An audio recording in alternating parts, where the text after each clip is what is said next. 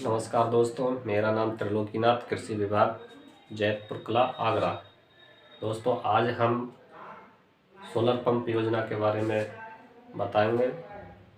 कुसुम योजना के अंतर्गत सोलर पंप किसानों को दिए जाते हैं। सरकार 60% सोलर पंप पर सब्सिडी देती है।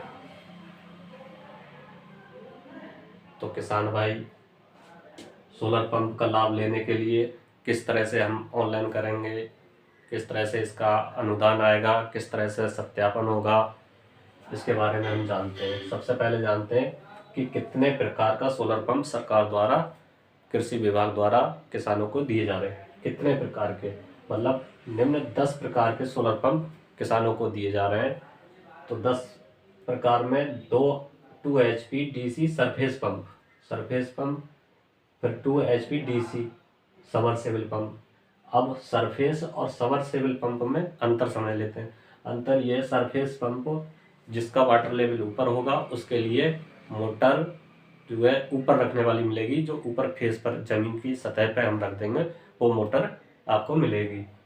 और सबमर्सिबल पंप उसे कहते हैं जो जमीन के अंदर मोटर जाती है, उसे सबमर्सिबल कहते हैं।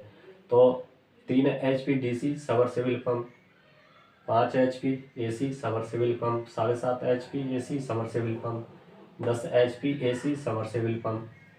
इसी प्रकार ये 10 प्रकार के सबमर्सिबल पंप है, सरफेस पंप है, सोलर पंप किसानों को दिए जा रहे हैं। तो इनकी जो कीमत अनुमानित जो कीमत रखी है कंपनी ने, तो वो कीमत 2 HP DC सरफेस पंप की 1,71,716 रुपये है। 1,71,716 रुपये रखी है। तो इसमें जो अनुदान दे रही है सरकार, वो सीधे कंपनी के खाते में 1,30,030 रुपये कंपनी के खाते में अनुदान देगी।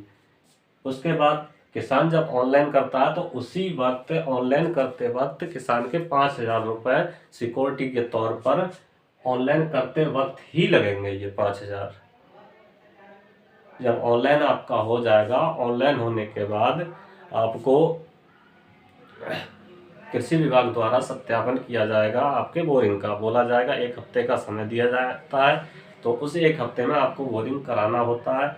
बोरिंग जब आपका हो जाएगा तब आपको ये जो बाकी की रकम आपको जमा करनी होगी 63,686 रुपये की, ये रकम आपको बोरिंग जैसे ही सत्यापन हो जाता है तभी आपको इसकी रकम, ये रकम जो है जमा करनी होती है। जमा करने के पश्चात सत्यापन हो जाएगा। सत्यापन होने के बाद आपका जो ये किस तरह से ये जमा होगा ये भी जान लेते हैं। बहुत किसान भाइयों को ये जानकारी नहीं होती है, ये किस रूप में ये पैसा कहाँ जमा होगा, कैसे जमा होगा, ये भी हम जानते हैं। तो सरकार द्वारा जो चयनित बैंक की गई है वो इंडियन बैंक के खाते में चालान द्वारा ये पैसा आप जमा कर सकते हैं। चाहे तो बैंक शाखा में जाके ऑनलाइन जमा कर सकते हैं, या फिर जन सेवा केंद्र के द्वारा चालान के द्वारा आप पैसा ये जमा कर सकते हैं। अब इसका मोटा उदाहरण के तौर पर हम सीधे से जान लेते हैं। ये जो 1,71,716 रुपये है, इसका जो अनुदान सरकार ने दिया, ये सीधे कंपनी के खाते में देगी, ना कि किसान के खाते में। बहुत लोग इस बारे में जानते नहीं हैं, तो मैं बता दूं कि ये जो अनुदान है ये सीधे कंपनी के खाते में दिया जाता है, ना कि किसान के खाते में। किसान का जो 5,000 रुपये टोकन मनी लगेगी ऑनलाइन करते वक्त, तो ये 5,000 रुपये किसान के खाते में वापस आ जाते हैं। बाकी जो 63,686 रुपये आपके जमा होंगे। धन्यवाद।